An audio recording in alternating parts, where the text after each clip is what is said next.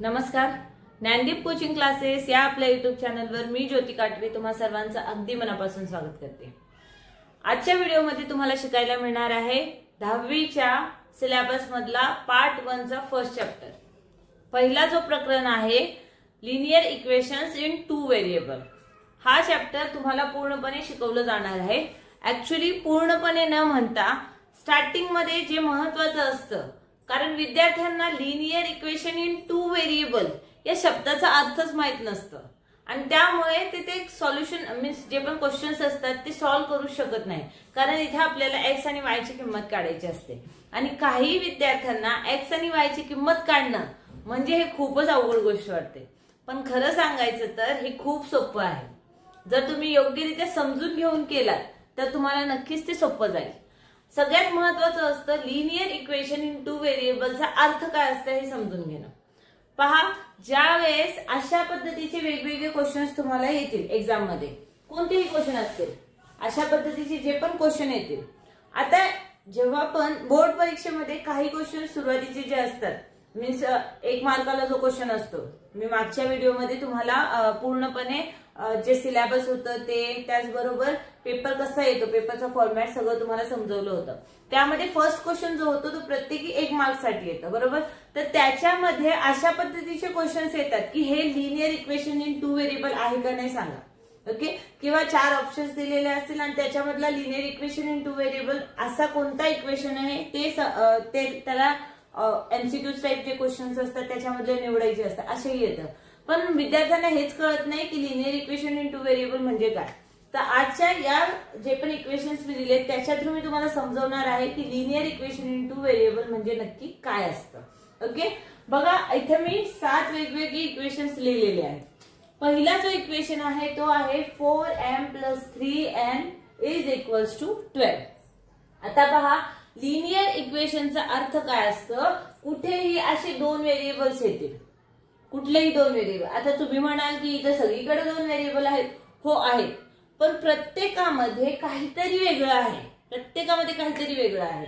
तर आधी ते समजून घ्या। ज्या वेळेस अशा पद्धतीने क्वेश्चन येतं मीन्स 2 व्हेरिएबल्स दिलेले आहेत m आणि n आणि त्यांच्या संग काही संख्याही दिलेली असते आहे। आता या संख्यांचा नक्की अर्थ काय असतो, याच्यामध्ये 4m म्हणजे काय असतं, 4 × m म्हणजे 4 × m, बरोबर। तर याच्यामध्ये जर का कोणत्याही संख्येबरोबर जर का व्हेरिएबल दिलेला असेल त्याचा अर्थ असा येतो की त्याच्यावर डिग्री आहे 1, मीन्स याच्यावर 1 आहे असं तिथं अज्युम केलं जातं। त्याचबरोबर आता इथे सुद्धा तसंच होणार, तर इथे पण n च्या वर येणार 1। आता ज्या वेळेस आता अशा पद्धतीने n च्या वर जे पण डिग्री दिलेल्या आहेत जर ते डिग्री येत असेल तर त्यावेळेस असं म्हणतात की ते लिनियर इक्वेशन इन 2 व्हेरिएबल आहे, ओके। म्हणजे आपल्याला याच्या संग कोणती तरी संख्या हवीच आहे, असलीच पाहिजे संख्या, आणि जर का ती संख्या असेल तरच तिथे डिग्री 1 देऊ शकतो आपण, म्हणजे हा लिनियर इक्वेशन इन 2 व्हेरिएबल आहे। आपण याला सॉल्व्ह करू शकतो, आपल्याला फक्त काहीतरी वेगळं नंबर्स वगैरे तिथे सबस्टिट्यूट करावे लागेल, ओके। सेकंड क्वेश्चन दिलेला आहे 3x² - 6y = 30। आता पहा, इथे 3x² दिलेला आहे म्हणजे इथे डिग्री काय आहे, 2 आहे। पण जर लिनियर इक्वेशन इन 2 व्हेरिएबल असेल तर त्याच्यावरती डिग्री 2 नसतं, त्याच्यावर डिग्री 1च असलं पाहिजे, म्हणजे तो सिंगलच असला पाहिजे, तरच त्याला म्हणतात लिनियर इक्वेशन इन 2 व्हेरिएबल। म्हणजे हा लिनियर इक्वेशन इन 2 व्हेरिएबल आहे का, नाही, हा लिनियर इक्वेशन इन 2 व्हेरिएबल नाही आहे, ओके। थर्ड क्वेश्चन दिलेला आहे √2x - √5y। आता तुम्ही म्हणाल की इथं तर सिंगलच आहे, ऑलरेडी त्यांच्यावरती डिग्री 1च आहे, बरोबर। तर यांच्यावरती डिग्री 1च आहे। आता ती त्यावेळेस रूट असो किंवा काहीही वेगळं दिलेलं असो, फक्त याच्यावरती काहीच नसलं पाहिजे, तर हे लिनियर इक्वेशन इन 2 व्हेरिएबल होतं। म्हणजे जे व्हेरिएबल्स दिलेले आहेत, आता इथे xy च्या जागी मी लिहिते ab किंवा mn pq काहीही लिहिणार। आता दरवेळेस xy येईल असं काहीच नसतं, दरवेळेस वेगळं काहीही लिहिलेलं असतं। तर जर का √2 मध्ये ही संख्या आहे, या संख्येला रूट दिलेलं आहे, जर का x मला रूट मध्ये दिलेलं असतं तर हे लिनियर इक्वेशन इन 2 व्हेरिएबल नसलं असतं। ओके, तर ह्या सेपरेट आहे, ह्यांच्यामध्ये मल्टिप्लिकेशन होतो पण हा सेपरेटच आहे, त्यामुळे याच्यावरती डिग्री 1 आहे, त्यामुळे हा linear equation in two variable आहे. ओके, नेक्स्ट क्वेश्चन दिलेला आहे 0x + 6y - 3 = 0. आता पहा यामध्ये 0x हा जो आहे 0x आहे बरोबर, आणि दुसरा आहे 6y. तर 0x 6y, आता हे जे आहे याच्यामध्ये हा 0 आहे. ज्या वेळेस आपण कोणत्याही व्हेरिएबल वर 1 दिलं आणि मल्टिप्लाय बाय 0 केलं तर अल्टिमेट आन्सर 0च येतं. हे प्रत्येकाला माहिती आहे, जर कोणत्याही संख्येला आपण 0 ने मल्टिप्लाय केलं तर आन्सर 0च येतो. त्याप्रमाणे हे डिग्री जरी असलं, डिग्री 1 असलं आणि इथं सुद्धा डिग्री 1 असलं तरी सुद्धा आपण त्याला linear equation in two variable बोलू शकत नाही.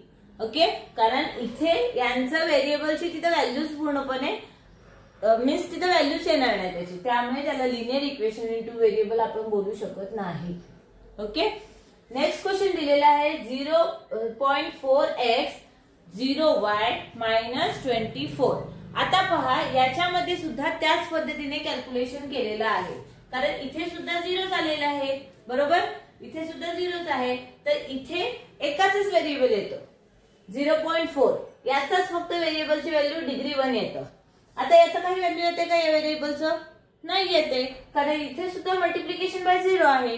तर 0 ने जर मल्टिप्लाय करत आहोत तर अल्टिमेटली त्याचं 0च आन्सर येणार आणि हा y सुद्धा निघून जाईल. तर एकच व्हेरिएबल या इक्वेशन मध्ये येतं, मीन्स x येतं, त्यामुळे हा सुद्धा linear equation in two variable नाही.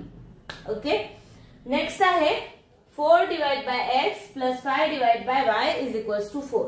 आता पहा याच्यामध्ये तुम्ही याआधी नक्की शिकलेला असाल, याच्यामध्ये जेव्हा पण आपल्याला x ची व्हॅल्यू काढायची असेल, आता मी इथं हे x जे दिलेलं आहे ते पुन्हा यासाठी लिहिते कारण ते तुम्हाला समजून यावं म्हणून.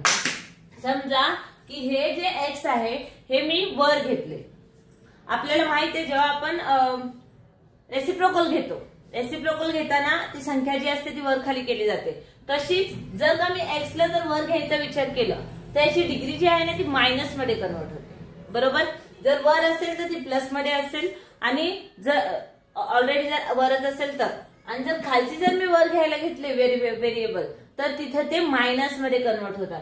त्यामुळे हा सुद्धा इक्वेशन इन टू व्हेरिएबल नाही, कारण डिग्री 1च असली पाहिजे. डिग्री जर का मायनस मध्ये कन्वर्ट होत असेल, डिग्री जर का 2 मध्ये कन्वर्ट होत असेल किंवा वेगळं काही होत असेल तर त्यावेळेस त्याला इक्वेशन इन टू व्हेरिएबल बोललं जात नाही.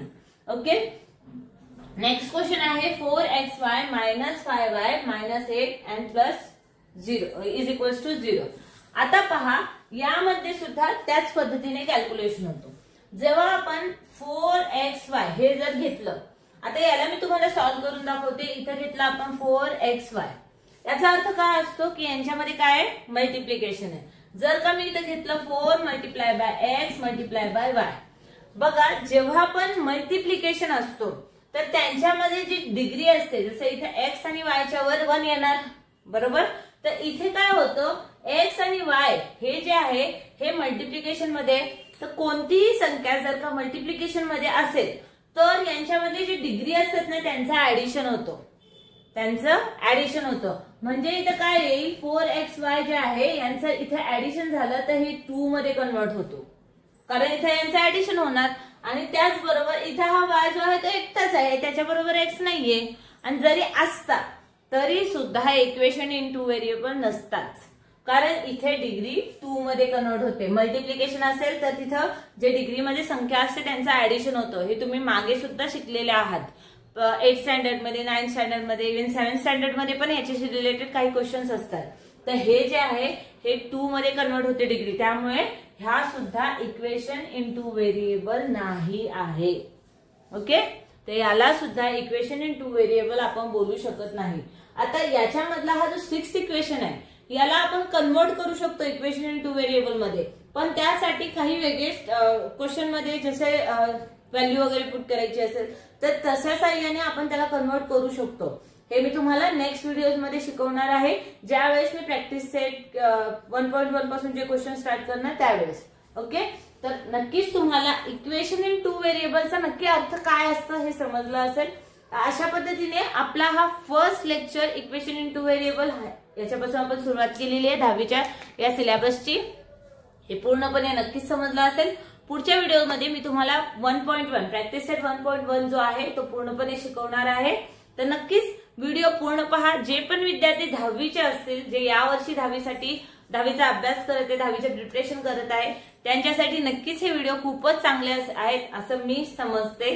आणि आपल्या भाषेमध्ये मी तुम्हाला पूर्णपणे जे पण माहिती आहे, जे पण सॉल्युशन आहे ते आपल्या भाषेमध्ये पूर्णपणे समजवणार आहे। तर नक्की पूर्ण व्हिडिओ पाहत जा। जर तुमचे कोणीही फ्रेंड्स असतील त्यांना सुद्धा शेअर करा जे पण 10वीचं प्रिपरेशन करत आहे। आणि सर्वात महत्त्वाचं, माझे हे व्हिडिओ जे आहेत त्या विद्यार्थ्यांसाठी आहेत जे बाहेर जाऊन क्लासेस वगैरे अफोर्ड करू शकत नाही। बघा, स्कूल्समध्ये चांगलं शिकवत नाही असं काहीच नसतं। काही टेक्निक्स जे असतात ते शिकवण्याचे प्रत्येकाचे वेगवेगळे असतात। काही विद्यार्थ्यांना ते समजतात, काही विद्यार्थ्यांना नाही समजत। तर हे प्रत्येकाच्या IQ लेवलवर असतं की विद्यार्थी कशा पद्धतीने हे समजून घेत आहेत किंवा त्यांना कितपत समजत आहे। तर माझ्या पद्धतीने मी समजवण्याचा पूर्ण प्रयत्न करत आहे। जर तुम्हाला काही डाऊट्स असतील तुम्ही कमेंट्सच्या थ्रू सांगू शकता। काही डाऊट्स असतील तर, काही क्वेरीज असतील तेही सांगा, काही क्वेश्चन्स असतील सॉल्व्ह करून दाखवले पाहिजे मी असं वाटत असेल तर ते सुद्धा तुम्ही सांगा। मी माझ्या परीने पूर्ण प्रयत्न करेल जे पण क्वेश्चन्स असतील ते सॉल्व्ह करून दाखवण्याचा। ओके, उद्या भेटूया आपण प्रॅक्टिस सेट 1.1 घेऊन। तोपर्यंत हे इक्वेशन्स जे आहेत याच्याशी संबंधित काही क्वेश्चन्स असतील, मागचे बोर्ड एक्झाम्सचे जे पेपर्स असतील ते नक्की तुम्ही बघा एक वेळा। नक्कीच याच्याशी रिलेटेड एखादा तरी क्वेश्चन येईल। ओके, तोपर्यंत उद्या भेटूया आपण 1.1 प्रॅक्टिस सेट घेऊन। तोपर्यंत धन्यवाद। जय हिंद, जय महाराष्ट्र।